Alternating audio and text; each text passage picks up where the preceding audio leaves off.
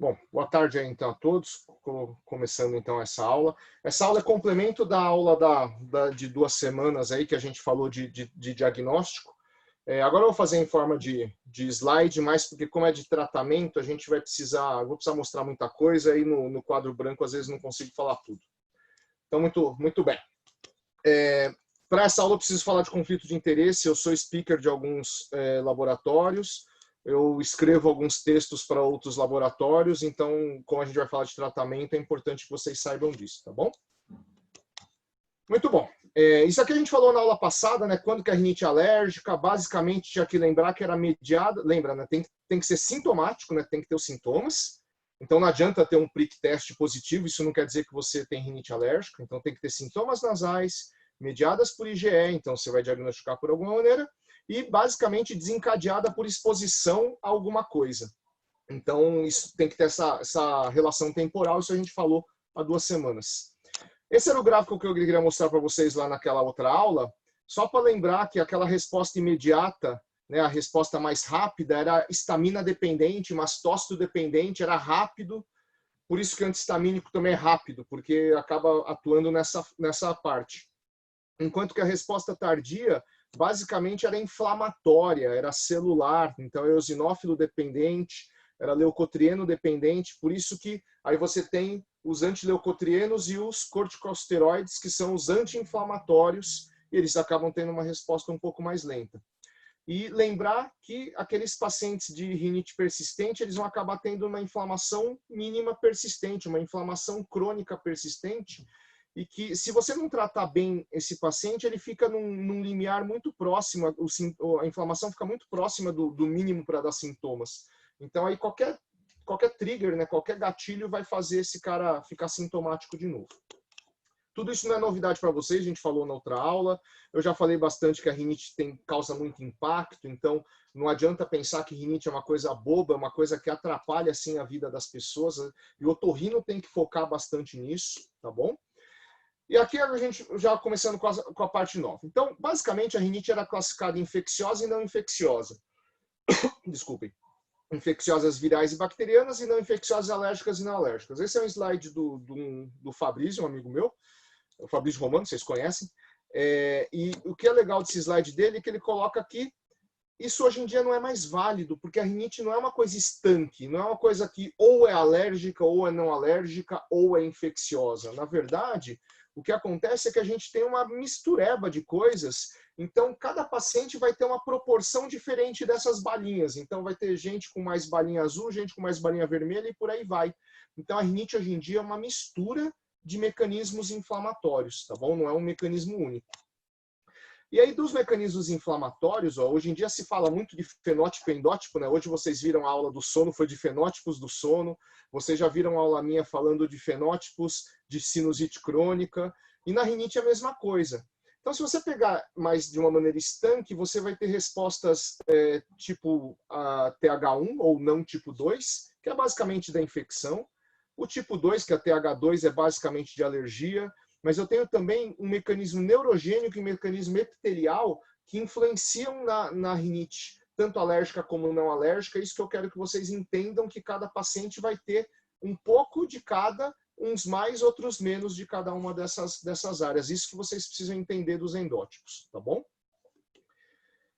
Bom, isso eu falei na outra semana também, o diagnóstico é clínico, então não é para sair fazendo prick test e raste em todo mundo, a não ser que você seja um alergista e vá fazer vacina. Aí não tem jeito, tem que fazer prick test na galera. Mas se você for um otorrino normal aí, que não atua só em alergia, você vai fazer o diagnóstico da rinite por meios clínicos, que é ter sintomas desencadeados por exposição, vai ter um histórico pessoal, histórico familiar de alergia, então geralmente a família toda é alérgica e o paciente também tem outros tipos de alergia. E você vai fazer aquele exame físico que eu mostrei para vocês, da prega horizontal, da saudação do alérgico, Danny Morgan, olheira, aquelas coisas todas que a gente viu da outra vez. Então isso que é o recomendado. Mas, claro, tem algumas situações que você pode pedir algum teste específico de alergia, né? Então, por exemplo, num paciente que você tratou e não está melhorando nada, às vezes vale a pena fazer o teste. Num paciente que, de repente, você está com dúvida do diagnóstico, se é alérgico ou não, vale a pena fazer alguns testes. ou se por algum motivo você quer conhecer o alérgeno. Aí pode ser tanto o alergista querendo fazer vacina, ou pode ser porque o paciente quer saber também o que está dando alergia a ele. Então, também você pode pedir nessas situações. Mas não é a regra você ter que solicitar os testes para fazer um tratamento. Isso a gente deixou bem claro na outra semana também, certo? Muito bom. Agora falando desses mecanismos. A rinite alérgica não é só alérgica. Como eu falei para vocês, a rinite alérgica tem um mecanismo também de hiperreatividade que independe da IgE. Tá? Então, a rinite alérgica tem mecanismos não alérgicos envolvidos. E é legal, esse slide aqui é uma adaptação que eu e o Fabrício fizemos de umas aulas do professor João Melo, que é bastante conhecido, né, na parte de alergia, que ele mostra bem isso. Ó, que eu posso ter um paciente que, de repente, vamos imaginar cortes, o que eu vou fazer aqui já para facilitar. Vamos imaginar esses 3 pacientes aqui. Eu posso ter esse paciente 1, que ele vai ter uns 80% dos sintomas por causa do mecanismo alérgico e uns 20% só por causa de mecanismos não alérgicos. Eu posso ter um segundo paciente que metade dos sintomas é por via alérgica e metade é por via não alérgica. Eu posso ter até um paciente 3 aqui que também tem rinite alérgica, mas que só 20% dos sintomas dele são por alergia, os outros 80% são por mecanismos não alérgicos, geralmente mecanismos autonômicos, mecanismos neurológicos e mecanismos epiteliais.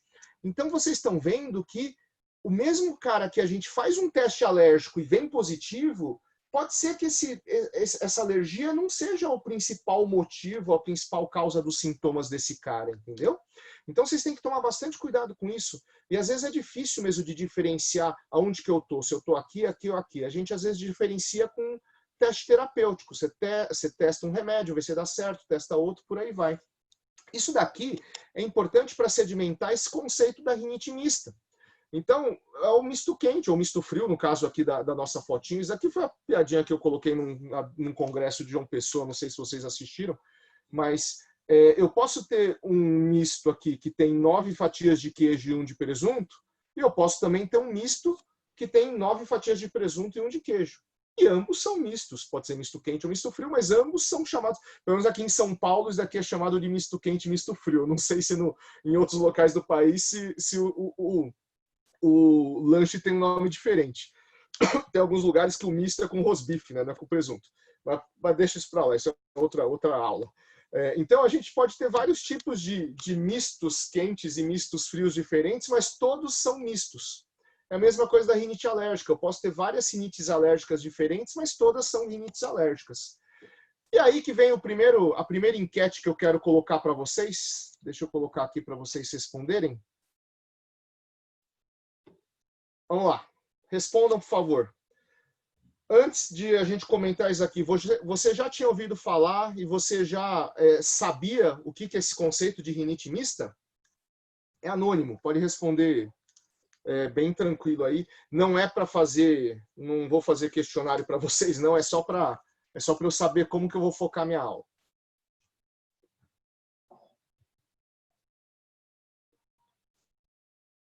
Olha lá, 80% já votou. Acho que estagnou aqui nos 83%, 84%, acho que os outros 15% estão dormindo. Eu vou finalizar aqui. Olha que legal. Deu meio a meio, né? 52% para não, 52 e 48, 52 e 49 está aqui. Eu não coloquei para vocês, né? Então, pronto. Agora sim, vocês estão vendo aí direitinho. Acho que essa calculadora está meio estranha, porque um deu 52 e eu tenho 49, mas tudo bem. Muito bom. Vamos lá. Então, como isso aqui é um conceito que não é todo mundo que está habituado, então a rinite mista tem 2 coisas que vocês precisam entender da rinite mista. Primeiro, para a rinite alérgica, saber que a rinite alérgica tem mecanismos não alérgicos. Então, toda rinite alérgica vai acabar sendo uma rinite mista. Mais ainda, as atualizações do ARIA têm colocado a rinite mista como isso daqui, ó, uma confluência de fatores, de infeccioso, alérgico e não alérgico. Então, no final das contas, os sintomas acabam surgindo por essas 3 vias. Claro que num adulto é muito mais fácil diferenciar aqui, ó, entre alérgico e não alérgico, porque a infecciosa geralmente é muito claro, né? Então a gente fica mais nessas 2.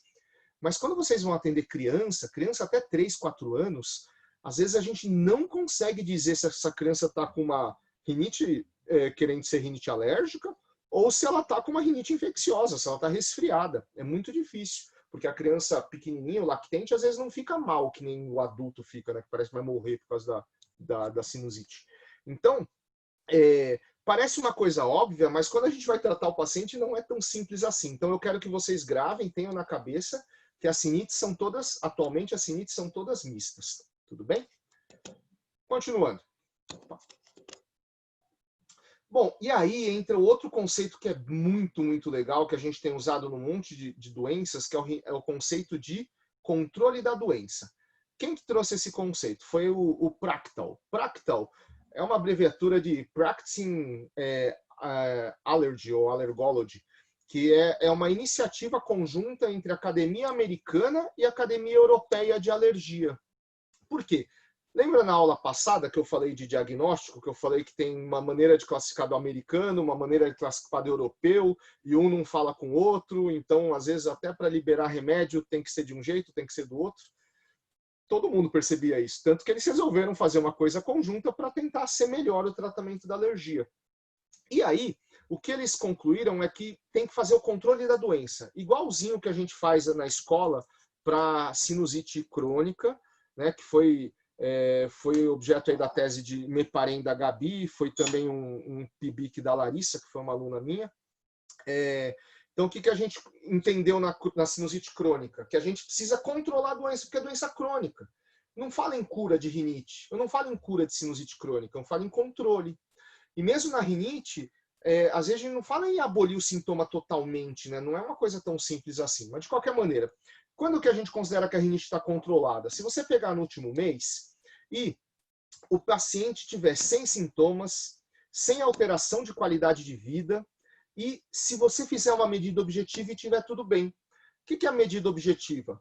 Pode ser um peak flow inspiratório, pode ser uma rinometria, mas é óbvio que a gente não tem isso no consultório. Por que a gente não tem? Porque não serve para nada.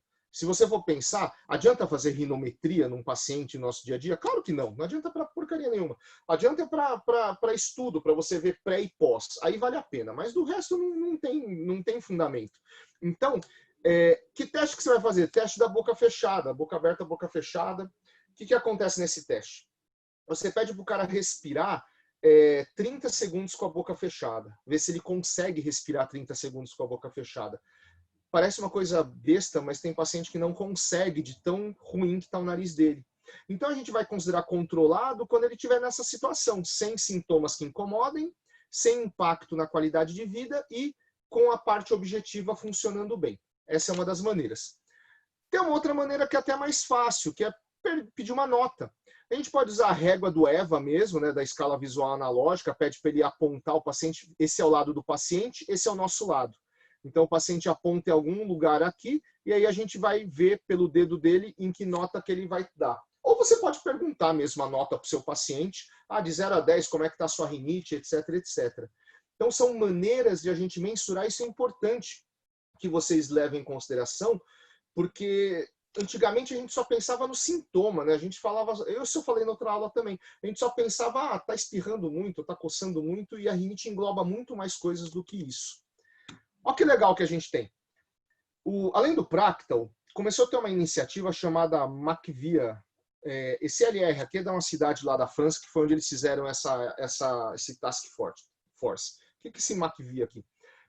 Na verdade, eu não sei nem como falar direito, porque é em francês, tá? Mas é algo como moléstias crônicas e impacto no envelhecimento. Então, basicamente, é uma iniciativa para envelhecimento saudável.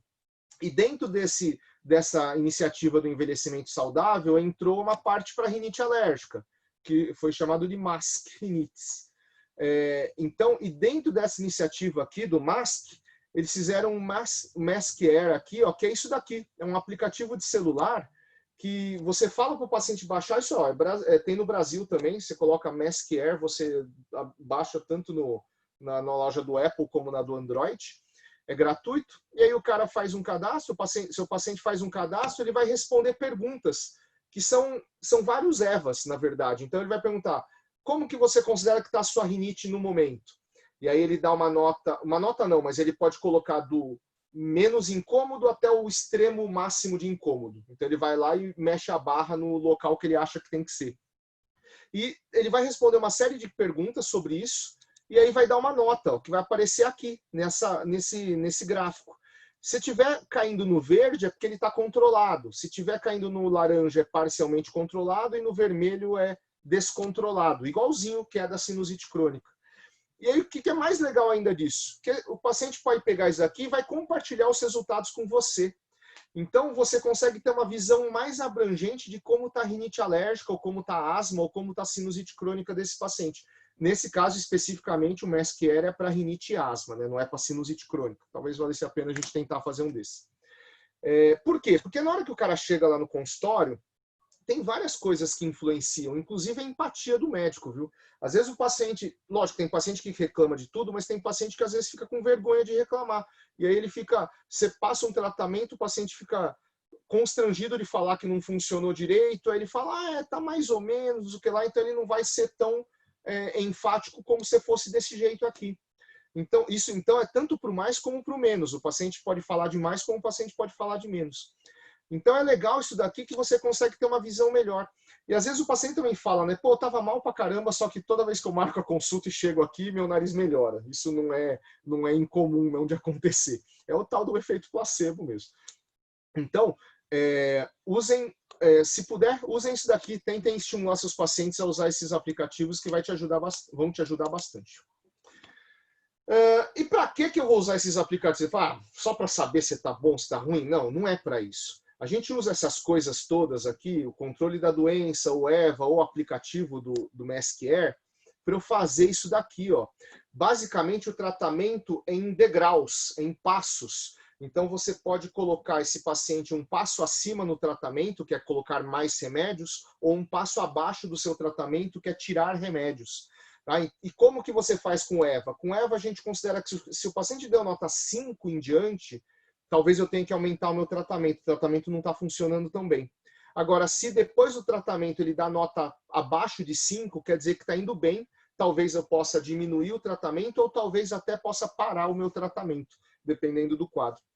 Certinho aqui? Então, eu vou usar as ideias do controle para fazer o meu step up e step down. Isso daí é o passo acima, passo abaixo do meu tratamento, ou degrau acima, degrau abaixo. Então, aqui vamos colocar a segunda enquete. Vamos lá, atenção, enquete 2. Qual conceito de controle da doença você utiliza no seu dia a dia? Nunca usou porque nunca ouviu falar? Usa o EVA, usa ausência de sintomas com ausência de impacto, por aí vai. Makoto, qual que é o aplicativo do celular que eu nunca consegui achar? MESC-R. É do jeito que está escrito aí, Lu. Eu vou até ver no meu celular aqui de novo para você. Peraí. É MESC-R. Achei. Deixa eu ver. Você consegue ver? Dá para ver a tela aqui? Não consigo, mas eu já achei. É MESC-R mesmo. Eu não sei lá, eu digitava não ia. Achei incrível, obrigado. Apple, né? Apple é uma desgraça. Ai, meu Deus, eu vou te dar um celular desse, eu quero ver o que você vai fazer com ele. Vai dar pro cachorro. Não, o mais cômico é que a CIA é o contrário, né? A CIA é tudo Apple e eu sou tudo não Apple. Todo mundo tem seu defeito, Makoto, relaxa. Muito bom, meus queridos. Vou encerrar aqui. 86% votaram. Vamos mostrar para vocês. Olha que legal. A maioria considera como controle da doença ausência de sintomas com ausência de impacto. E vou te falar que era o que eu usava também. Porque é o mais lógico. Eu concordo com a maioria de vocês. Deixando bem claro, a maioria das enquetes aqui não é certo ou errado, é só para a gente discutir o que cada um faz. As realidades são diferentes em cada local mesmo, não se preocupem com isso. Então, ninguém usa aplicativo de celular, realmente é uma coisa nova. Alguns não usam nada, que era o clássico mesmo, a gente não costumava usar mesmo isso de, tá melhor. Eu perguntava só, tá melhor ou tá pior? Basicamente era isso. Que também não deixa de estar errado, tá? O problema só de perguntar se está melhor ou está pior é que talvez o paciente foque em alguma coisa que não é relevante. Por outro lado, ele falando que está melhor ou está pior, ele vai falar em relação ao que está incomodando para ele. Então, às vezes não é relevante para o médico, mas é importante para ele. Então, como eu disse, tudo tem seu pró e seu contra. Levem isso em consideração, tá bom? Continuando. E para que é o tal do passo acima, passo abaixo? É por causa disso daqui, ó. Esse é o tratamento passo a passo do Practal. Se o passo 1, a primeira opção de tratamento é você dar um desses daqui, ó, antihistamínico via oral, antihistamínico intranasal, cromoglicato intranasal, antileucotrieno via oral. Passo 2, você já entra com corticoide nasal, preferencialmente, ou algum dos outros, tirando o cromoglicato, que é muito fraquinho. Passo 3, então, terceiro degrau, você já vai usar o corticoide obrigatoriamente com alguma outra coisa. E passo 4, que é o topo da escada, é porque você já vai ir para a cirurgia ou vai para usar um omalizumab ou algum outro imunobiológico. Vamos ter as medicações de resgate, controle ambiental para todo mundo. Eu nem vou falar muito de controle ambiental nessa aula. Imunoterapia também, quanto pior o quadro, mais o pessoal acaba indicando imunoterapia, mas eu também não vou falar de imunoterapia. O que eu vou falar hoje é de tratamento farmacológico, medicamentoso mesmo, tá bom?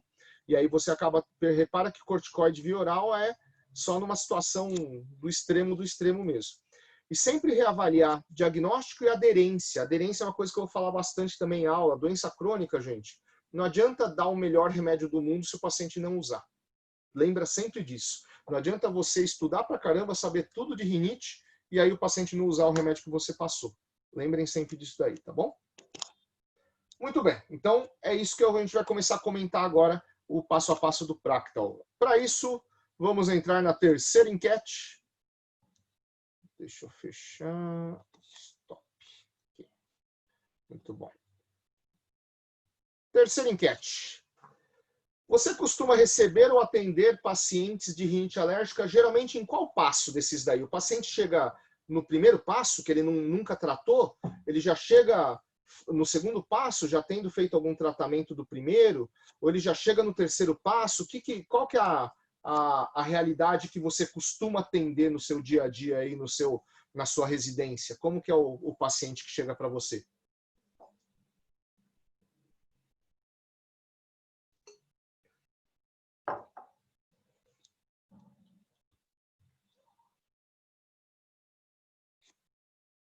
Muito bom, 78% já votou.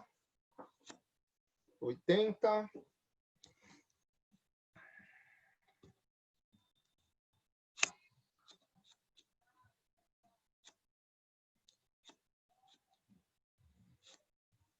Muito bom. Vou finalizar, vou passar para vocês. Olha que legal. A maioria de vocês já pega o paciente tendo tratado com algum tipo de medicamento aqui da opção 1 e indo para a opção, provavelmente vocês já chegam na opção 2, que vocês acabam usando corticoide nasal preferencialmente. Essa é a realidade da maioria mesmo dos otorrinos. Geralmente a gente pega no 2 ou até no 3. A gente pega nesses dois passos na maioria das vezes. Deixa eu só botar eu aprendi aqui que eu tenho que colocar o stop sharing aqui, porque uma amiga minha uma vez ficou gravando a aula sem estar na aula, aí a aula inteira ficou gravada com a enquete na frente do vídeo dela. Muito bem. Continuando. Então, vocês me falaram que a maioria pega aqui. É a realidade que eu vejo também, viu? A maioria dos pacientes que eu pego está aqui. Alguns já chegam nesse ponto. Então, o especialista geralmente acaba pegando nessa fase mesmo. Pronto, passou. Bom, então quais opções eu tenho? Esse daqui é o do área de 2008. A gente nem usa mais isso, mas só para mostrar que era o que a gente falou na outra aula, né? Dos tipos de rinite. Aí a gente vai usar um tratamento para cada um deles. Basicamente, meus queridos, só para esse gráfico que eu coloquei, só para mostrar para vocês que intermitente leve não vale a pena usar corticoide nasal. Vou explicar mais para frente por quê. Porque o otorrino sempre usa corticoide nasal para tudo, né? Mas lembra, se for um paciente intermitente, pensa bem antes de usar corticoide intranasal. Continuando. Qual é a terapia farmacológica que eu tenho, então? Antihistamínico oral, antihistamínico tópico nasal, corticosteroide tópico nasal, corticosteroide oral, antileucotrieno, cromona nasal, descongestionante e anticolinérgico. A gente vai falar de tudo isso daí. Antes, mais uma enquete. Enquete 4. qual classe desses medicamentos você mais usa na sua prescrição de rinite alérgica? Vamos lá.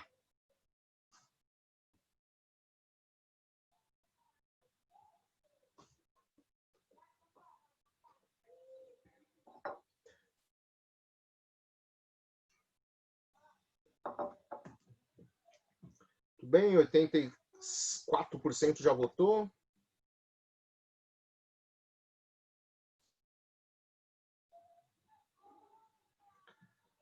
Maravilha, 89%.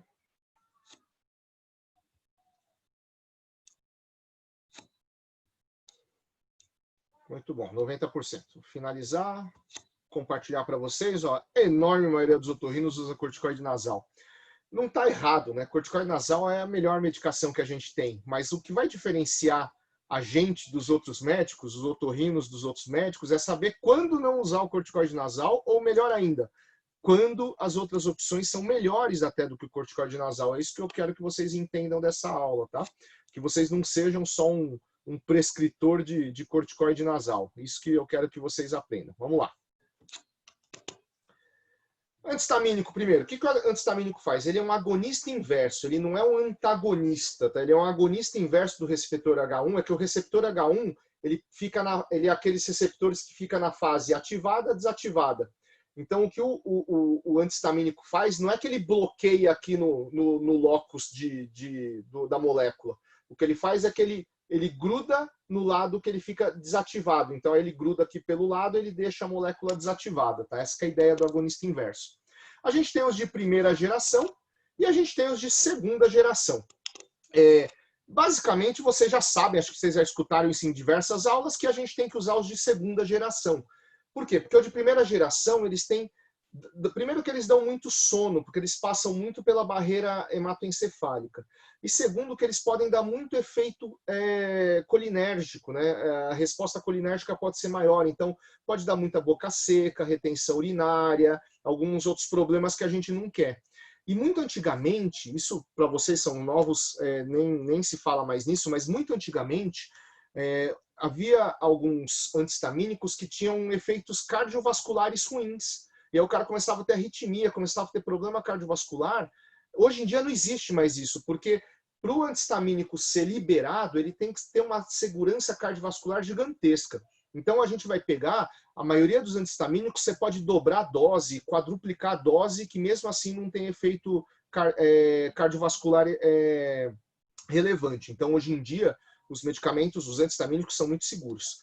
Mas lembra de não usar, apesar que tem muita mãe que gosta de usar isso daqui, viu? Hidroxizine. Por quê? Porque dá sono. Porque ele faz a criança dormir à noite e aí fica tudo legal. O problema disso é que ele pode interferir na aprendizagem da criança, né? A criança pode começar a ir mal na escola porque está sendo sedada pela mãe aí para dormir direito à noite. Então tomem cuidado com isso. Prefiram esses daqui. Opa, aqui. O que o antistamínico é bom? Principalmente para sintoma irritativo. Isso vocês precisam saber sempre quando você vai tomar a decisão de dar o remédio. Antistamínico é bom para sintoma irritativo. Ele é bom para obstrução? Mais ou menos. Não é que ele é ruim, mas não é que ele não tem efeito, perdão, mas ele não é efeito muito bom. Então, antistamínico, basicamente, sintoma irritativo. Exatamente por não ser muito bom na obstrução que vocês veem um monte de associações com vasoconstritor, tá?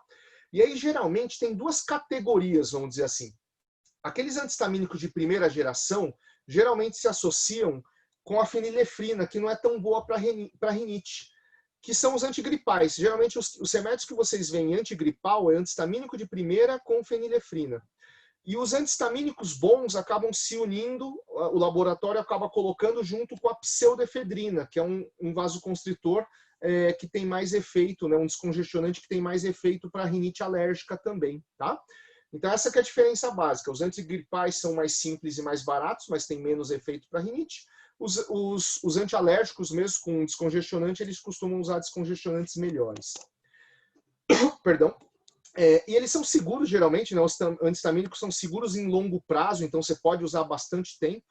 Aqui, a única ressalva é que, geralmente, para longo prazo, vale a pena você utilizar os antistamínicos que não são metabolizados pelo citocromo P no fígado, né? Então, basicamente é fexofenadina, cetirizina, levocetirizina e bilastina, esses 4 que não são metabolizados pelo fígado, então dá para você usar por longo tempo. E a grande vantagem do antihistamínico é que ele é rápido. Você dá um antihistamínico bom, a maioria em meia hora está funcionando já. Em 15 minutos o paciente já consegue perceber melhora. Essa que é a grande vantagem do antihistamínico. Continuando aqui do antihistamínico, a gente pode dividi-los em orais e intranasais, né? Orais e nasais. Basicamente, o efeito é igual dos dois em relação ao tipo de sintoma. É para sintoma irritativo, tanto um quanto o outro. Só que o oral ele costuma ter mais efeito nos sintomas oculares do que o intranasal. O intranasal não costuma ter um efeito ocular tão bom. Além disso, ambos têm efeito rápido. Mesmo o intranasal, ele faz um efeito bastante rápido, então ele é bem legal. E a vantagem do oral é que geralmente é uma dose única diária, enquanto que o intranasal precisa ser em 2 doses, às vezes até em 3 doses. É bom. Fala, Baldock, você está com dúvida ou você só abriu sem querer aí o microfone? Acho que você abriu sem querer, né? Então, essa que é a diferença do oral para o intranasal. Continuando. Enquete 5. Vamos lá.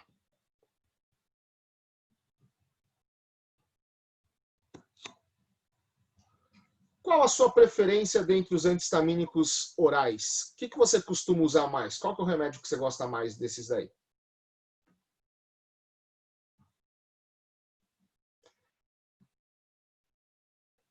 Boa, metade já respondeu.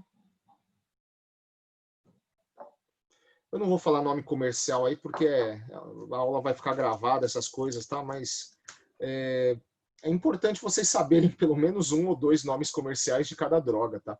Tudo bem que hoje em dia a gente faz atendimento tudo com o computador, então você manda um Google rapidinho durante a consulta, dá para saber, mas é bom vocês saberem um ou outro aí para ter noção do que o paciente está falando para vocês. Muito bom, 91% já votou, vou deixar mais 10 segundinhos.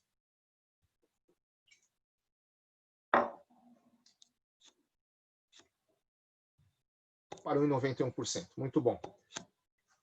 Olha que legal, é bem dividido. Eu acho isso muito legal, sabia? A resposta de vocês ter sido bem dividida. Por que eu falo isso?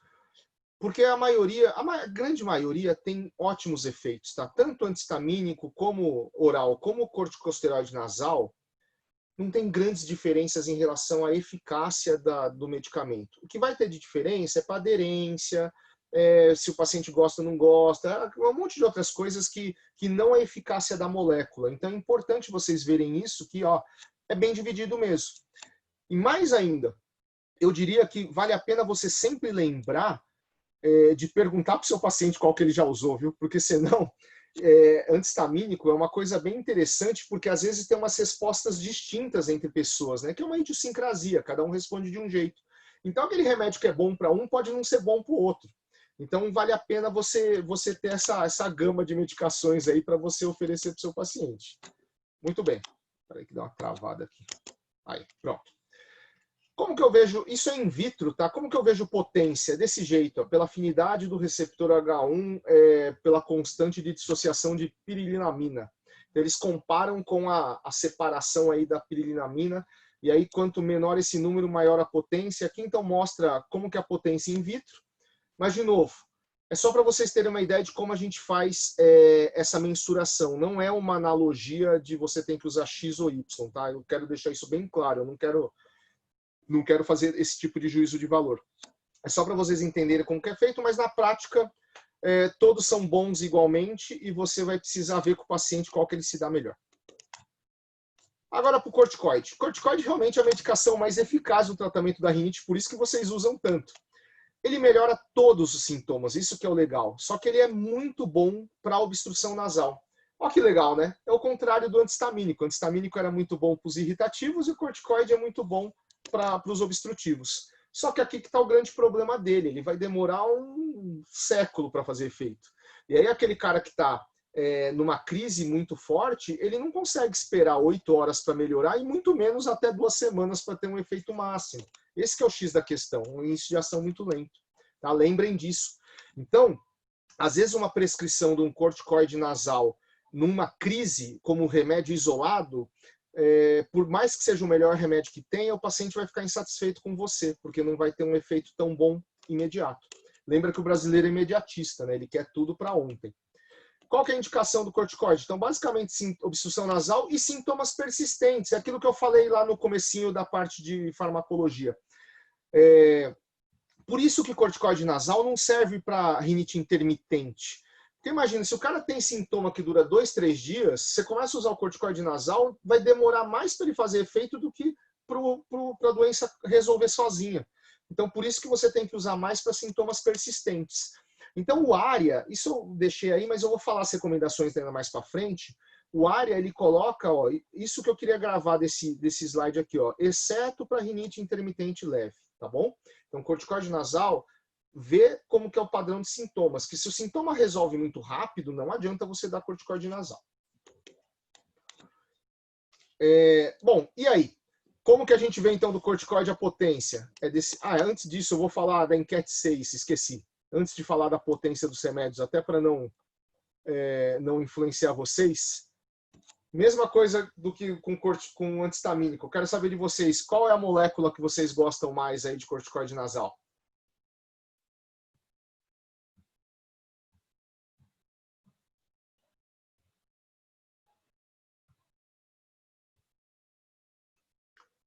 Vamos lá, metade já votou. 75%.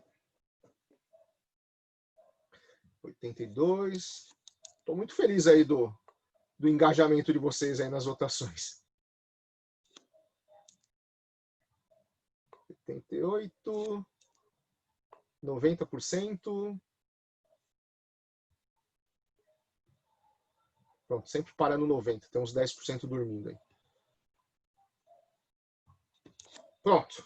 Quais são as moléculas, então, que os nossos residentes e fellows de otorrino mais usam no Brasil? Mometazona, primeira, furuato fluticasona, segundo, depois budesonida, terceiro, depois propionato de fluticasona em quarto. Mesma coisa que eu falei para o antistamínico, eu vou falar para o corticoide nasal. Todos são muito bons, não existe diferença entre as moléculas quando se faz estudo comparativo, tá bom? Então, no final das contas, vai depender de uma série de fatores. Vou dar alguns exemplos que eu já vi na minha prática. Eu tenho um monte de paciente que reclama porque o aplicador de um quebra, que ele vai apertar do lado e o negócio quebra, aí ele fala, pô, doutor, sobrou metade do remédio no frasco, eu não usei. Eu já vi paciente com outra molécula que fala que o negócio tem um gosto ruim na garganta. Eu já vi paciente falando que quando usa uma outra molécula arde o nariz. Eu já vi paciente falar que começa a espirrar quando usa uma outra molécula. Então, tem reclamação para todas. Aí você vai ter que ver qual que é mais legal para você, qual que você percebe os seus pacientes melhorando mais. De novo, pergunta o que o paciente já usou, senão você faz aquela consulta de 1 hora, 1 hora não, né? Mas você faz aquela consulta gigante de rinite, o paciente sai super feliz, nossa, esse médico sabe pra caramba, aí você vai prescrever, o paciente fala, aí doutor, esse remédio eu já usei e não funcionou não. Então sempre pergunte o que o paciente já usou e se respondeu bem ou não, para ver o que vale a pena usar. Mas para os corticoides, o que vale a pena falar é o seguinte, ó. Em termos de potência, a gente tem que esses três são bastante potentes mesmo, são in vitro, isso tudo é in vitro, de novo, em vivo não tem diferença entre eles, inclusive entre essas outras moléculas não tem diferença em vivo. O que tem de legal aqui só nessa época do Covid, tem estudo mostrando ciclesonida inalatória como inibidor de replicação viral, né, do SARS-CoV-2, isso foi bem legal. E isso é uma coisa já mais interessante. Eu acho que vale a pena você usar alguma molécula que vai ter uma absorção menor, né? Apesar da dose ser muito pequena, se puder absorver menos, como a gente acaba deixando esse corticoide tópico aí a vida toda, se der para absorver menos, melhor. Aí você fala, mas eu uso muito budesonida. Na escola, a gente quase que só usa budesonida, porque budesonida é mais barata, budesonida tem na farmácia popular e por aí vai. Então, como disse, é melhor o paciente usar um remédio que não seja o melhor, mas que ele use, porque ele consiga comprar, porque ele gostou do remédio, do que você prescrever o melhor de todos e ele não comprar, porque não tem dinheiro, ou ele não usar porque o aplicador lateral quebrou, ou ele não usar porque ele achou que está com gosto ruim na boca. Então, tem que ter essa ideia na cabeça, tá bom? Continuando, antileucotrienos. Na verdade, o nome correto é bloqueador do receptor, né, antagonista do receptor de leucotrienos. Ele vai lá naquele cistenil leucotrieno, lembra que a gente falou em umas aulas anteriores aqui do Errino EPM Residentes, que tinha aquela cadeia lá, aquela cascata dos eicosanoides, né, que aí ele pode se quebrar pela COX, ele vira para a prostaglandina, pela LOX para o leucotrieno, e que esses cistenil leucotrienos eram muito inflamatórios. É isso daí que a gente está vendo. Por isso que antileucotrieno é um remédio tão, assim, tão óbvio para polipose, só que na prática os estudos não mostram o resultado do antileucotrieno para polipose. Muito bem. A gente tem alguns leucotrienos, ó, Montelukast. No Brasil só tem o Montelukast. Tem outros modelos aí. Mais uma enquete. Vamos lá. Estou cansando vocês de enquete, né? Os senhores usam antileucotrienos como primeira escolha em rinite alérgica?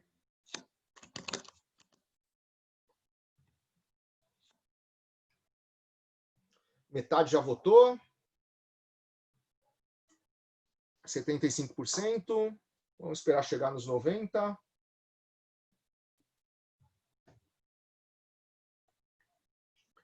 (87%, 88%. E aí, usa ou não usa antileucotrieno? Pronto, 92%. Vou fechar.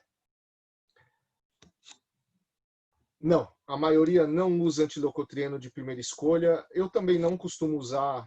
Ah, desculpa, eu não compartilhei, né? Ah, compartilhei, pronto. A maioria não usa, então deu que 90% não usa antileucotrieno de primeira escolha. Eu também não uso muito de primeira escolha, não. Mas o que vocês precisam saber de antileucotrieno? O antileucotrieno é superior ao placebo. Aparentemente, antileucotrieno é similar ou talvez um pouquinho acima, um pouquinho abaixo ao antihistamínico. E antileucotrieno é inferior ao corticoide tópico. Isso que vocês precisam saber para a prova, para as coisas de residência, isso daqui. Tá bom? Outras terapias farmacológicas. Então, cromonas. Muito seguras, mas efeito baixíssimo. Isso daí é o que o pessoal dá para criança. Cromona você dá para criança antes de 2 anos, se você tiver com medo de dar corticoide nasal. Corticoide oral. Lembra que corticoide oral não é para ficar dando à toa. Lembra disso, isso eu falo em toda a aula de tratamento. O paciente acha que corticoide oral é remédio para alergia, remédio para dermatite, remédio para asma, remédio para tosse e também remédio para sinusite, além de remédio para gripe. Então, como não tem a venda não é controlada, eu seguro muito a mão para prescrever corticoide oral quando não é situação que realmente é caso de corticoide oral, tá? Tomem muito cuidado. Eles falam, funciona? Funciona pra caramba, é corticoide. Corticoide sempre funciona. Só que o problema é que aí o paciente vai começar a usar corticoide oral crônico e você vai estar fazendo mais mal do que a doença. Esse que é o ponto que você tem que lembrar. Descongestionante oral pode usar sim para quando está muito obstruído. Descongestionante tópico, tomem muito cuidado. Para rinite alérgica, vou ser bem sincero, não deem descongestionante tópico. Por quê? Meu ponto de vista é que descongestionante tópico você só tem que dar para aquele cara que nunca teve problema no nariz, aí de repente ficou gripado, e aí está muito congestionado, aí você usa o descongestionante, ele vai usar 2, 3 dias e depois vai parar. Porque o nariz dele é bom, ele não precisa disso. Só ficou ruim porque estava gripado. Essa que é a indicação para mim para descongestionante tópico. Se você der descongestionante tópico para um cara que já está usando, que já tem um nariz ruim, está usando outros remédios, aí você ainda deu uma oximetazolina, por exemplo, já era. O cara vicia. Não tem como ele não usar. Tá? Tomem cuidado com isso. Anticolinérgico tópico. Vale a pena usar para rinorreia. Lembrar que não tem anticolinérgico tópico no Brasil. Aí eu vou ter que falar o nome, era o Atrovente nasal. Mas o que a gente acaba fazendo, às vezes, é usar o brometo de platrópio de inalação, usar no nariz, mas não é a mesma coisa do nasal, infelizmente. Muito bem, agora vamos falar da evidência mesmo, né, que eu coloquei no título da aula lá, baseado em evidências. Até agora eu só falei de farmacologia, de coisa mais básica. Agora a gente vai falar de evidência mesmo. Então, eu vou colocar 3 evidências boas aqui, que é o ARIA de 2010, o consenso mesmo de rinite alérgica, o americano de 2015, e depois uma diretriz que eles fizeram, se não me engano, 2016 ou 2018. Qual que é a diferença de um para o outro? É que esse daqui, eles participa um representante de pacientes, participa, acho que da indústria farmacêutica, participa advogado, participa um monte de outros players aí que não só o médico. E aqui não, aqui é só um levantamento de médicos. Então, vamos comparar todas. Recomendações de primeira linha. Então, qual que é o primeiro remédio que eu vou usar? Corticosteroide intranasal, recomendação forte para os 3, porque é o melhor remédio mesmo, tá? Ele é recomendado principalmente quando os sintomas reduzem qualidade de vida, ou quando o sintoma é muito persistente. É o que eu falei, não adianta dar no intermitente. Isso daí é melhor para persistente. E lembrar que como o início de ação é muito demorado, né? O efeito é melhor se você usar mais continuamente. Então, o certo do corticoide nasal é você falar para o cara usar 3 meses seguidos. Não é para usar só quando der sintoma. Mas eu tenho certeza que vocês já atenderam algum paciente que falou para vocês, olha, doutor, quando eu estou com sintoma, eu uso spray nasal e aí melhora. Aí você fala para ele, pô, mas não é para usar assim. Pois é, mas a última diretriz fala que pode sim. Se o paciente quiser usar só se necessário, desculpa. Se o paciente quiser usar só se necessário, tudo bem. Não é o recomendado, tá? Por quê? Por causa disso daqui, ele demora para fazer efeito. Mas pensa que às vezes se o paciente já usou bastante tempo, e aí aquela inflamação crônica persistente caiu bastante, às vezes usar só de vez em quando ele consegue fazer um efeito legal. Mas não é o ideal, tá? Ele só colocou que é uma possibilidade também. Próximo passo, antihistamínico via oral, recomendação forte pelas 3 diretrizes. Então, antihistamínico também é um remédio muito bom para você usar por longo prazo. O primeiro, lá em 2010, o ARA, ele sugeria que você não usasse um de primeira geração, que é sedante, e que não fosse metabolizado pelo citocromo P450, se for usar de uso crônico. Uso curto não tem problema, é mais para uso crônico. Já o guideline americano já recomenda que não seja sedante e que não seja metabolizado pelo P450. E aí é o que eu falei para vocês. Dos antihistamínicos, os que não são metabolizados pelo P450 são esses 4. Ah, os outros não servem? Não é isso. Os outros também servem.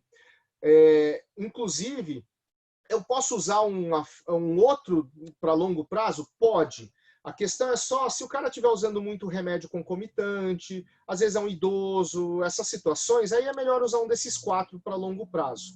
Aí para curto prazo, qualquer uma das moléculas de antihistamínico de segunda geração funciona, tá? Então, servem e são seguras, não precisa ser uma dessas 4. Mas, se tiver alguma situação que você tenha medo da metabolização, melhor usar uma dessas 4 aqui. Próximo, antihistamínico intranasal. Era fraca recomendação pelo ARIA e contra para rinite alérgica perene, né, fraca para sazonal. Virou opção pelo americano em 2015 e recomendação, não é recomendação forte, recomendação em 2018. Então, o que a gente tem de antihistamínico intranasal? Lembrar, né, o lado ruim é que tem que ser de 12 em 12, tem menos efeito ocular. Eu não sei porque antihistamínico de primeira geração, às vezes até dá mais sonolência, antihistamínico intranasal até dá mais sonolência, às vezes, do que o antihistamínico oral de segunda geração. E uma coisa que vocês têm que sempre lembrar, um gosto amargo danado. Eu sugiro que vocês usem um dia um antihistamínico intranasal para ver. Eu comecei a testar, começou a deixar, eu brinco que a cerveja ficava ruim, eu adoro cerveja. Então, para mim, é um remédio que não dá para utilizar. Eu não faria um tratamento prolongado com isso. Mas eu vou falar mais para frente as situações que a gente vai usá-lo assim, que ela é muito boa. E a grande vantagem é que o início de ação é rápido, né? Porque é um antihistamínico. E o efeito ocular, apesar de ser menor do que o antihistamínico via oral, ele é melhor do que o corticoide intranasal. Tá bom? Desculpem. Então, na verdade, o que o americano coloca é que é uma recomendação de primeira ou segunda linha. Eu vou discutir isso aqui mais para frente. Próximo passo, antileucotrieno via oral. Recomendação fraca para criança em rinite alérgica perene e para rinite alérgica sazonal para os dois. E recomendação contra na perene de adultos. E recomendação contra para os americanos. Então, mas eu não posso usar antileucotrieno? Não é isso que eu estou falando. O que eu estou falando aqui para vocês é que não deve ser o remédio de primeira linha, tá?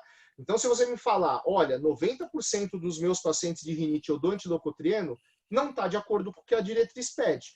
Mas vão ter algumas situações que o antileucotrieno vai bem, tá? Não é que é errado, só que não é a primeira linha. Então, essa é uma situação, por exemplo, rinite com asma, talvez valesse a pena deixar um antileucotrieno para tentar controlar os dois só com antileucotrieno. Mas lembrar que o corticoide inalatório é melhor do que o antileucotrieno para isso. Por que o americano é contra? Porque ele fala que lá nos Estados Unidos a eficácia é menor e o custo é maior. Isso não é verdadeiro aqui no Brasil. Aqui no Brasil, se você colocar o antihistamínico de longo prazo e o antileucotrieno de longo prazo, talvez o antileucotrieno seja mais barato. Então, isso é uma coisa a se pensar no Brasil. Por isso que no Brasil a gente usa tanto antileucotrieno de longo prazo. E lembrar que o antileucotrieno ele é mais fraco do que o corticoide nasal. E lembra que eu coloquei interrogação, porque alguns artigos colocam que o antihistamínico realmente é melhor do que o antileucotrieno, tá? Então, para mim, é uma recomendação de segunda linha. Está errado? Não está errado. Você pode usar sim. Como eu disse, no Brasil o custo é até menor do que proporcionalmente nos Estados Unidos, então o antihistamínico acaba sendo mais caro, então talvez o antileucotrieno seja uma opção boa de longo prazo. Continuando, lavagem nasal. Lavagem nasal não tinha nos guidelines. Olha que interessante, né? Foi aparecer só nesse de 2018. E aí virou recomendação forte, obviamente, porque risco zero e vai melhorar bastante aí os sintomas do seu paciente. E não só melhora os sintomas, como diminui a necessidade de medicação, que é uma coisa muito interessante. Então, com tantas opções, qual que eu vou escolher? Para a primeira opção, o ideal é que você use isso daqui, ó. Antihistamínico oral de segunda geração ou corticoide tópico nasal, associar a lavagem nasal e talvez o antihistamínico nasal também. Então, primeira opção, na sua primeira opção de tratamento, talvez seja isso, tá? Depois a gente pode ter outras opções. E as combinações? Só os americanos levantaram literatura sobre combinações. Então, primeiro, corticoide nasal, associação de dar um corticoide nasal com antihistamínico via oral. Isso daqui é uma prescrição super comum de otorrino, né? A gente faz corticoide nasal e antihistamínico oral. É uma opção para os dois guidelines, então não está errado você usar isso. Mas olha que interessante, em teoria é uma combinação muito boa, né? Porque você está pegando o corticoide, que é para obstrução, e o antihistamínico para sintoma irritativo. Só que na prática, quando você faz os estudos, a combinação das duas, ele não dá um efeito maior do que cada droga isolada. Então, tem algumas drogas que quando eu junto duas drogas, o efeito combinado é melhor do que a soma de cada uma delas, entenderam? Aqui não. Aqui o efeito das duas juntas é a soma só das duas juntas, não há uma potencialização. E aí, só que o que potencializa? Potencializa efeito adverso também. Então, na verdade, você não vai usar isso de primeira opção, mas você pode usar, de repente, para um resgate ou, de repente, num passo acima. Vou explicar. Um cara que nunca fez tratamento, se você falar, então vou deixar bem explicado para vocês entenderem. Se você prescrever um cara que nunca fez tratamento, você colocou lá corticoide nasal 3 meses, mais antihistamínico oral 3 meses, está errado, tá? Por quê? Porque pode ser que ele melhorasse só com uma delas. Então você não precisa das duas. Agora, mas uma coisa, eu gosto de fazer assim, ó, corticoide nasal 3 meses, eu deixo o antihistamínico oral 10 dias. Aí, tudo bem. Por quê? Porque você está fazendo aquele efeito somatório no começo, aí você vai fazer um step down, né? Um passo abaixo. Você está começando num tratamento mais forte e aí depois você vai abaixar. Posso fazer isso? Pode. Até porque, lembra que eu falei, se você der só o corticoide nasal numa crise, o cara vai ficar bravo com você. Então, aí entra na questão do resgate. Quando o cara está sintomático, às vezes vale a pena usar essa combinação. Tudo bem isso daí? Se não tiver entendido, aqui é um passo importante. Se alguém não tiver entendido, já me fala aqui que eu repito.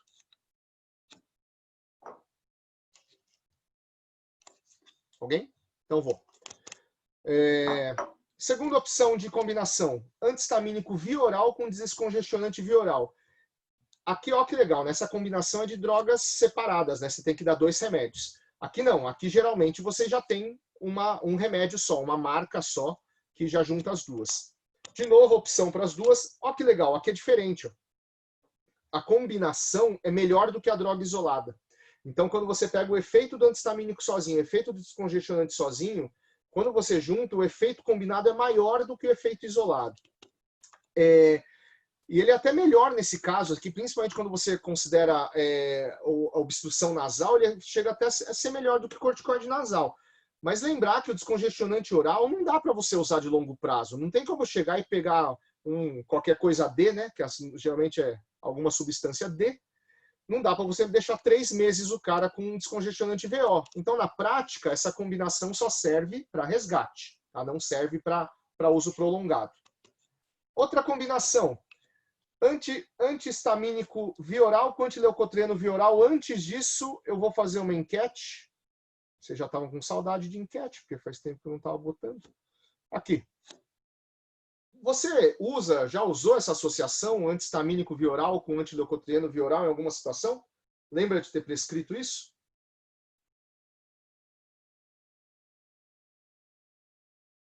Tá.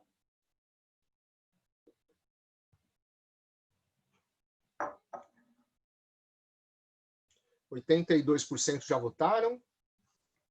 83%. Estamos quase acabando a aula, viu, meus queridos? Me desculpem aí pela aula muito longa. Já deu aqui, uns 40 minutinhos de aula. Muito bem, 86% votou. Vou finalizar. Olha que legal. 58% nunca utilizou ou não costuma utilizar. 42%, costuma utilizar ou já utilizou. Por que eu estou perguntando isso? Porque realmente não é ops, desculpa. Errei aqui. Pronto. Por que eu perguntei isso? Porque, apesar de... Deixa eu mostrar aqui, deixa eu continuar. A gente tem dúvida se a combinação é melhor do que cada droga isolada. Mas tem situações que essa combinação é muito boa, de antihistamínico vioral com antileucotrieno vioral. Qual que é o problema aqui no Brasil? É muito cara essa associação. Então, esse é o grande problema. Mas, por exemplo, se você usou um antihistamínico vioral de longo prazo e não está indo muito bem, o passo acima poderia ser essa associação antihistamínico com antileucotrieno. Mais ainda, tem alguns pacientes que não gostam do corticoide intranasal. Tem paciente que não quer usar remédio no nariz. Aí essa associação talvez fosse boa. E mais ainda, por causa do antileucotrieno, talvez valesse a pena usar nos pacientes que têm associação com asma. Então, de novo, não é primeira escolha, tá? Não é medicamento de primeira linha, mas vai ter algumas situações que essa combinação talvez seja interessante sim para o seu paciente, é importante que vocês saibam disso. Próxima combinação, antihistamínico intranasal com corticoide intranasal, esse é bem famoso aí entre os otorrinos, né? Vamos passar então a próxima enquete. Vai lá. Você usa a associação corticoide nasal antihistamínico nasal como primeira escolha no seu paciente?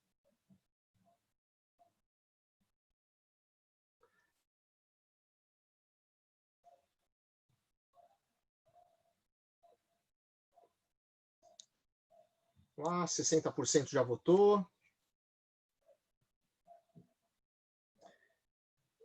72%, 75%. Olha que interessante, né? Na associação corticoide nasal com antihistamínico nasal, o último guideline americano coloca como recomendação forte. Eu vou mostrar por que tem isso. Pronto, vou finalizar, que já deu 80%. Olha lá que interessante. 70% quase nunca, não ou quase nunca usa essa associação como primeira escolha. Tá? 8% quase sempre, 11% após falha do corticoide e 10% após falha do antihistamínico oral ou nasal. Muito bem. Tem certo ou errado aqui? Não. Depende de qual degrau que você está pegando o paciente. Lembra lá do Practal, do passo acima, passo abaixo? Depende em que degrau que você está. Vamos supor de novo, vamos falar de primeira linha. Então, deixa eu só passar o slide aqui.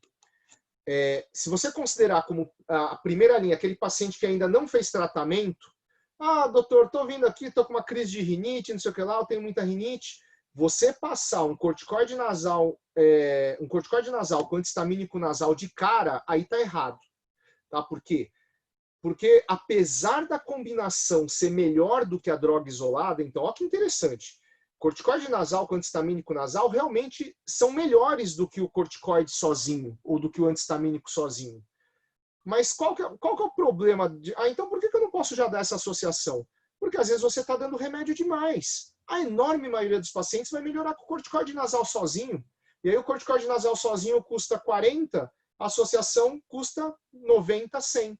Então você vai estar dando remédio desnecessário, você está dando gasto desnecessário e você pode ter efeito colateral desnecessário. Lembra que o antihistamínico nasal, ele tem efeito colateral igual ao antihistamínico oral. Então, num paciente de primeira opção de tratamento, de primeira linha de tratamento, está errado você dar associação corticoide nasal com antihistamínico nasal. Agora, se ele já falou, putz, eu uso corticoide nasal e não melhora, aí sim, você já dá o step up, você dá o passo acima, aí vale a pena. Ou o paciente que estava usando só o antihistamínico nasal e falhou, legal, você está dando o passo acima. Vocês entenderam? Então, isso daqui, ele é um remédio ótimo, mas é um remédio ótimo como passo acima. Aí você fala, mas eu prefiro tratar com isso primeiro e aí se melhorar eu baixo para corticoide nasal. Ah, beleza, ele vai ter que usar o frasco inteiro, então, que você fez ele gastar 100 e poucos reais, para usar o frasco inteiro, para daí você trocar por um outro que mais barato. Do meu ponto de vista, isso não vale a pena. Sinceramente, aí é melhor você fazer isso, ó. Dar o corticoide nasal com antihistamínico via oral por 10 dias, corticoide nasal 3 meses, porque daí aquele comecinho você deu os dois juntos, depois você deixa só o corticoide nasal. Vocês entenderam essa situação? Então, não é que a associação é ruim, não, a associação é ótima, só que ela tem situações bem definidas para ser utilizada, senão você vai estar dando remédio demais, gastando dinheiro a mais do seu paciente e tendo mais efeito colateral. Continuando, a última combinação é de corticoide nasal com oximetazolina nasal, né, descongestionante, que é uma opção, mas de novo, para rinite alérgica eu não acho que vale a pena, porque a chance do seu paciente viciar é muito grande. Então evitem essa associação. E aí, ó que legal, ó, quando você pega essas 3 medicações, são as 3 medicações que a gente considera como primeira opção, certo? Como primeira escolha para os tratamentos.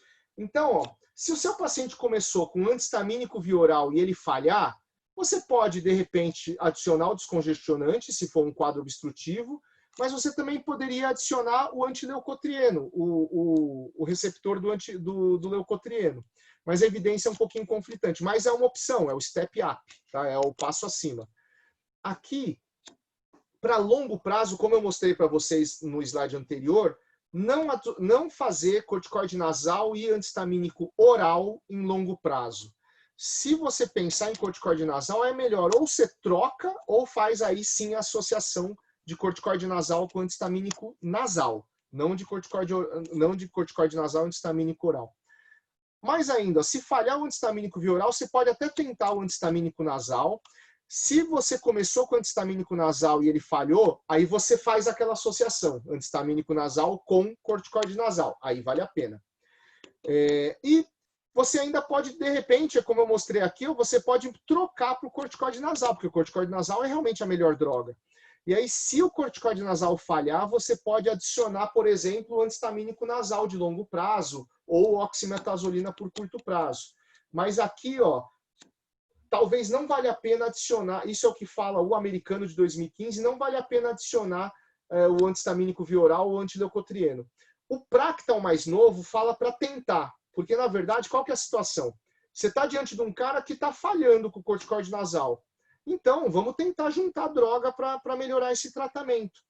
É o negócio do step up lá do Practal. Então, apesar da evidência não ser tão boa nessas situações, é o que você tem para hoje. É o que a gente tem para tratar um paciente que, de repente, falhou no corticoide nasal. Certinho? Então, corticoide nasal ou antihistamínico? Acho que essa talvez seja a última enquete. Não, perdão, a penúltima enquete. Olha lá, rapidinho. Corticoide nasal ou antihistamínico? Qual medicação você costuma prescrever com mais frequência em rinite alérgica?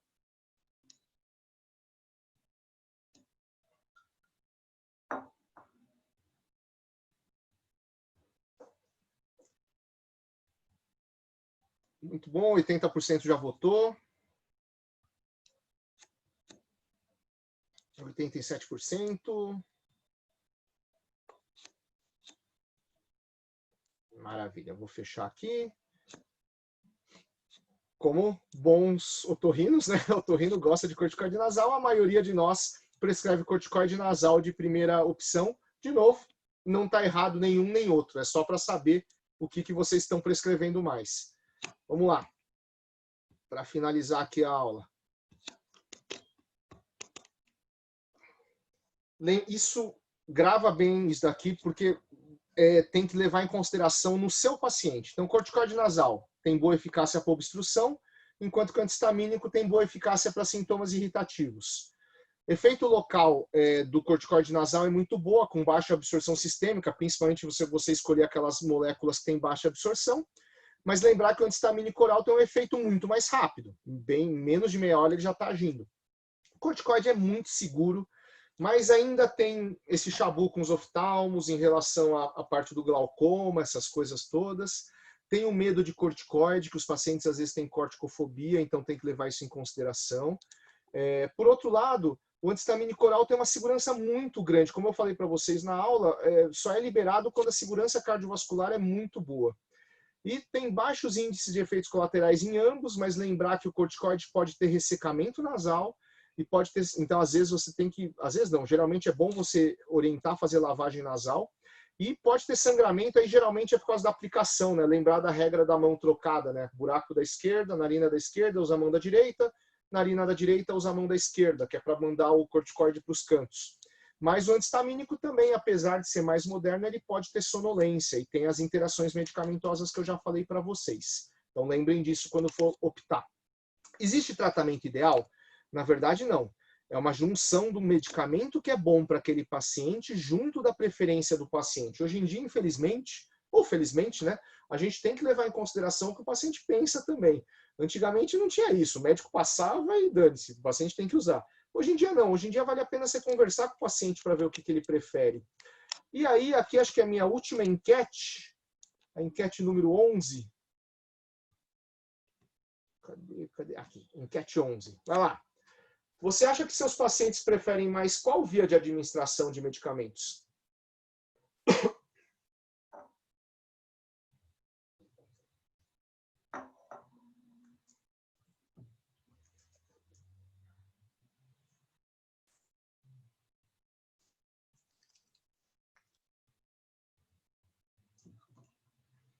78% já votaram.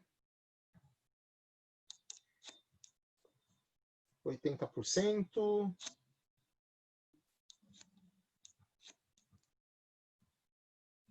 Muito bom.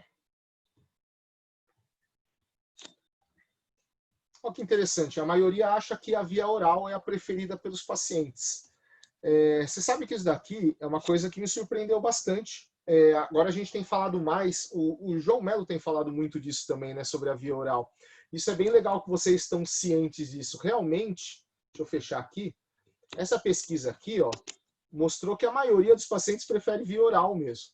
Isso, pro otorrino, a gente está tão habituado com o corticoide nasal, né? A gente gosta tanto de corticoide nasal que a gente às vezes esquece que o paciente prefere tomar um comprimido. Para eles é mais fácil. Então, às vezes, como é um tratamento de longo prazo, vale a pena conversar. Você prefere usar, nos casos mais simples, eu pergunto, você prefere usar um spray no nariz todo dia, por 3 meses, ou você prefere usar um remédio por boca por 3 meses? E aí o paciente te fala o que ele prefere. Vamos lá. E aí esse já não tem mais enquete, mas olha que legal. Quando você pergunta para o médico o que vai interferir na aderência, a maioria de nós fala de preço, né? Quem for residente do SUS, então, vixe Maria, aí é preço total, né? A gente só pensa em preço. E aí depois que você pensa se vai ter efeito colateral, a frequência. Então isso daqui, na verdade, é assim, até eu acho que a pergunta foi mal feita aqui no slide. A pergunta do estudo médico, o que você acha que vai afetar a aderência do seu paciente? O que seu paciente vai se importar? Então, a gente acha que o paciente vai se importar com o custo, com o efeito adverso, com a frequência de administração. Só que quando você pergunta isso para o paciente, a principal coisa para ele é frequência de administração, pertinho do custo. Então, lembra disso, que às vezes um remédio que você tem que dar 2 vezes ou 3 vezes ao dia, é certeza que o brasileiro vai errar nisso daí, ele não vai tomar direito.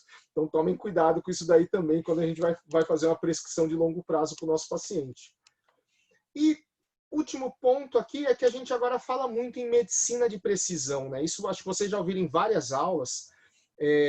Medicina de precisão é você categorizar seu paciente. Então, não é todo mundo rinite. Vocês viram que, mesmo dentro da rinite alérgica, tem várias rinites diferentes. Vai ter um paciente de um jeito, vai ter outro de outro jeito. Então, você precisa categorizar seu paciente.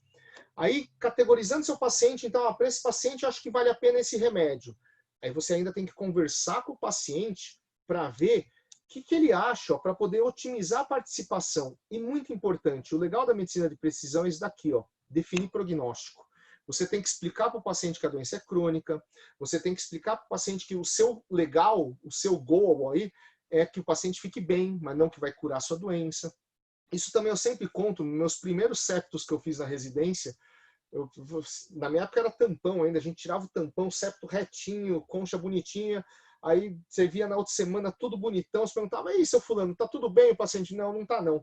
Por que não tá? Não, porque tô espirrando, tá coçando o nariz, tá saindo água.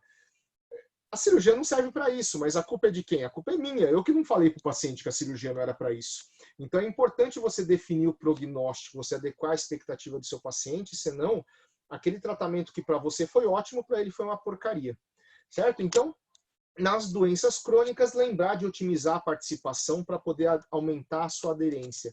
E você vai otimizar explicando a doença, explicando o remédio, explicando o que vai dar de resultado nesse seu remédio e explicando como que você vai querer acompanhar esse seu paciente, tá? Tudo isso é importante em doenças crônicas.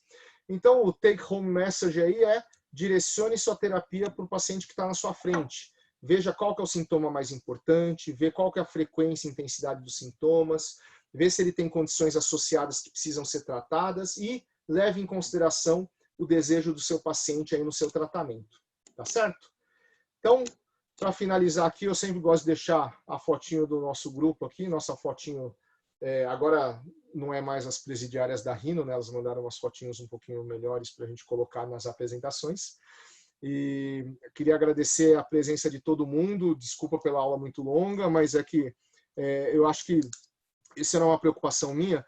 Vocês acabam vendo tanta live curta e tanta live, porque mais gente tem que falar e porque tanta live, às vezes, com vínculo de laboratório, e no laboratório, eu dou aula em laboratório, a gente foca mais numa coisa ou foca mais na outra, que é o importante para o laboratório, que eu queria dar uma aula mais longa mesmo para a gente falar do tratamento, sim, para vocês entenderem, vocês poderem optar para ver qual tratamento é melhor para aquele seu paciente. Como vocês viram, a maioria dos tratamentos é muito boa, a maioria dos remédios é muito boa, não tem, muitas vezes não tem um melhor que o outro, a depender da situação que você quer colocar esse tratamento.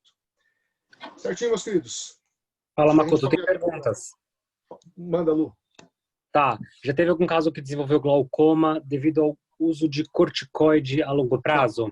Não. Não, e vou te falar que tem muito oftalmo, eu sempre esqueço o nome, eles têm uma doença que a gente nem conhece direito, que tem associação com corticoide, mas essas outras, glaucoma, catarata, elas não estão associadas com o uso do corticoide nasal, tá? Corticoide oral sim, mas corticoide nasal não. Principalmente aqueles que você coloca com dose muito, com absorção muito baixa.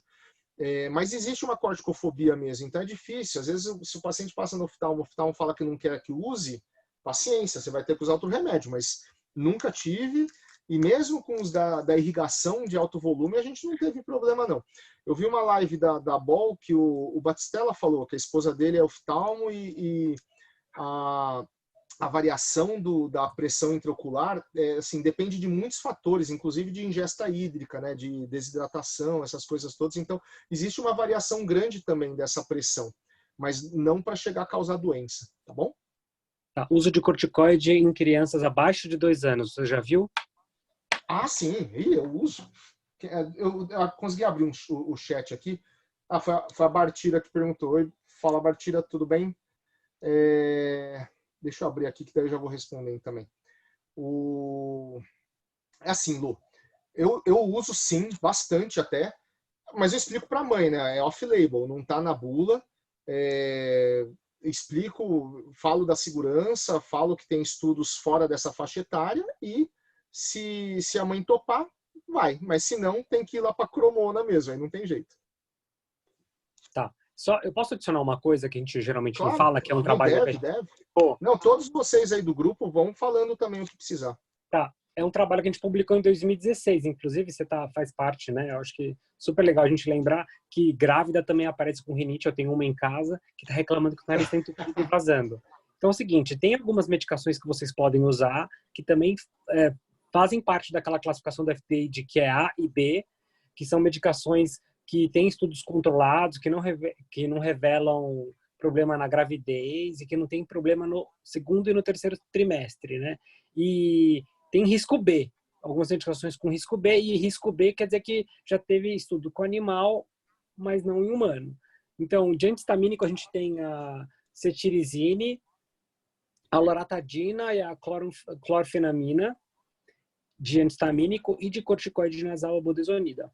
Então, lembrar que vocês também têm opções, além de lavagem nasal, que é ótimo, que é recomendação super forte agora, e yoga, né? Que também é outra recomendação boa que está lá no tratado. Né, Makoto? Então, lembrar que tem medicações, então, para rinite gestacional também, tá? Então, se a gestante aparecer lá na sua frente no consultório, soro não é a única opção. Só isso, Makoto. A Tami lá de Sorocaba, né? Ela falou que é a serosa central que pode dar alteração com corticoide. É isso mesmo. Obrigado, viu? Segunda que você dá dentro. A primeira foi ajudar o Richard Douglas lá a ligar o som dele lá na live do Aldo.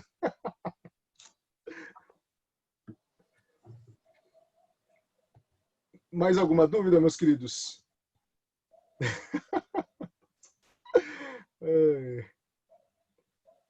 Eu vou falar para vocês que, bom, o pessoal da escola me conhece já, mas o pessoal de fora eu me divirto com o Resident Fellow. É muito gostoso estar em contato com vocês.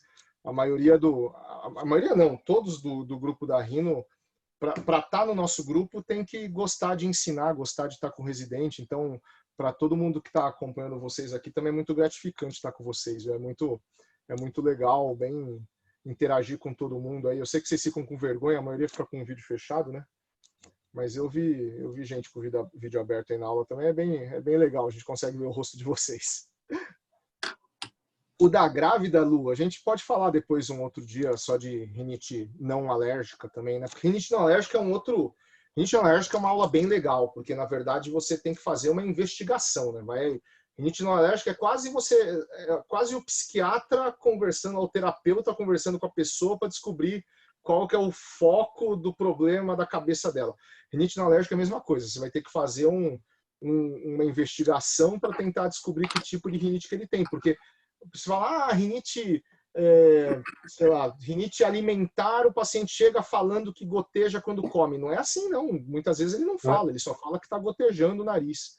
Então, ou rinite do atleta, o paciente chega falando que entope o nariz no exercício. Não, ele não fala, você que tem que perguntar. Então é uma aula bem legal para a gente falar depois também.